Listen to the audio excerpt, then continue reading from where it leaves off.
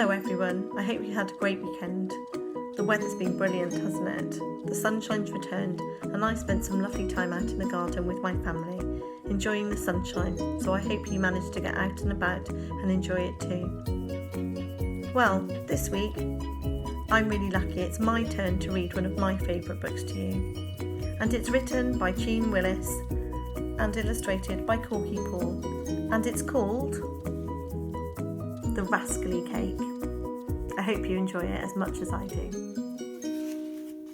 The Rascally Cake.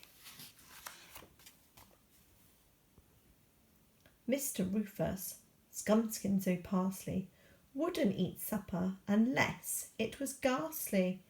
Worm-cast butties, tubes of glue, pans of slugs in slimy stew, bogey burgers, brown rat roast, fat black tadpoles, squashed on toast, washed down with a cup of string. Can you imagine such a thing? One morning, Rufus woke in bed, picked up a pen and scratched his head. I know, he said, I think I'll make an extra special Christmas cake. He smiled and smacked his lips with greed and scribbled down the things he'd need.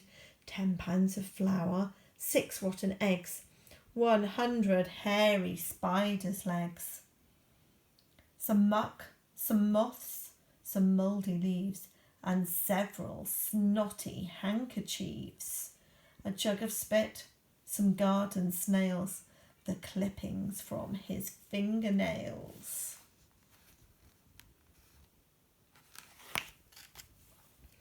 He wrote out 50 pages worth of filthy things he could unearth, and then he wrote the recipe.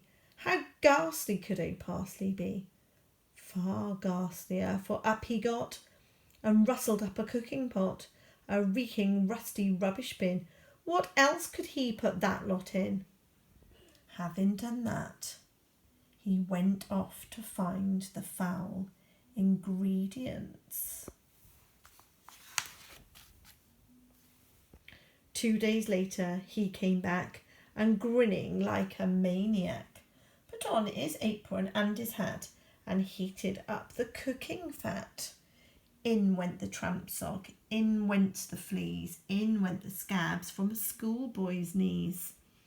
In went the cowpat, in went the mud, in went the blubber, the bones and the blood.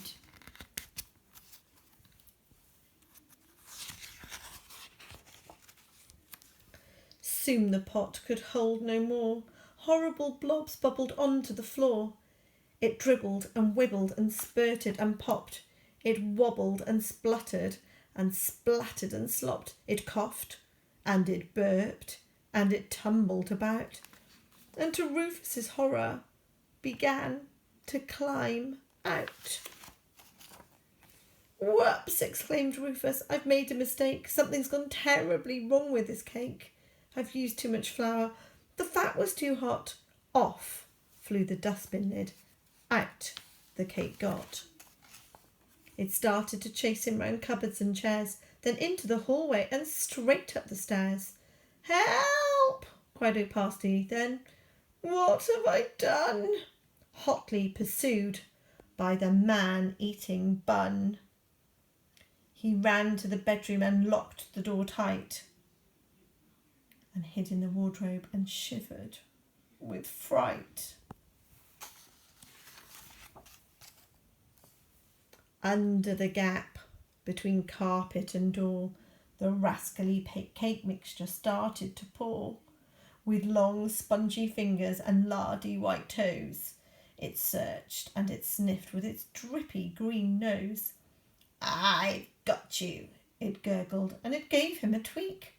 And now I shall eat you. Keep still and don't squeak.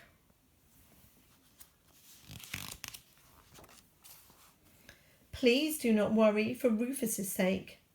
Your sympathy really should lie with the cake. For the cake took one mouthful of Rufus and said, Ah, revolting. Ugh, disgusting. I'm poisoned. And fled.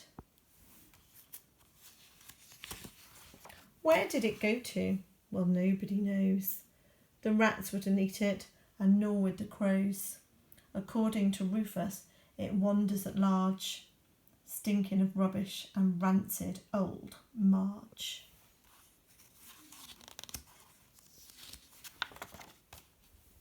Mr. O'Parsley decided to change.